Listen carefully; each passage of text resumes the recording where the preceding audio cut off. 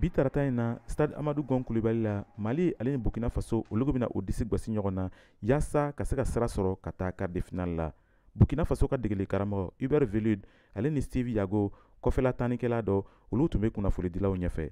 An ka Hubert Velud ka ɲɛfɔli lamɛn. Anw bɛ nin sɛnɛkulontan nin makɔnɔna i n'a fɔ jamana yɛrɛ bɛɛ b'a makɔnɔna cogo min na.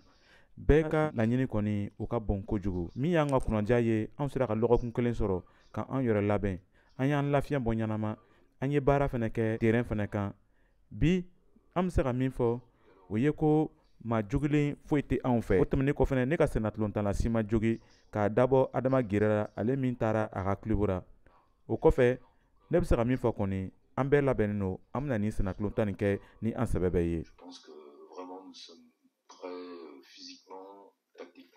Steve Yago n'ale étalon ka kɔfɛla tannikɛla dɔ ye ale ko an sera waati min na san kɔni élimination directe lo ni maa min filila i bɛ bɔ kɛnɛ ma.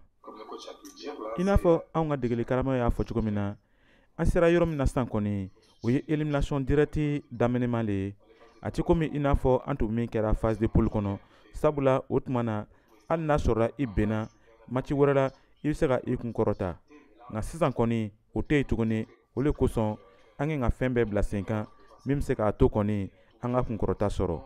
Ayiwa min ye anw ka dɛmɛ yɛrɛ nin kan nin na o ye ko anw bɛ jouer ɲɔgɔn fɛ a mɛnna dɔɔni an ka kunkɔrɔta sɔrɔ k'a di an ka jamana ma.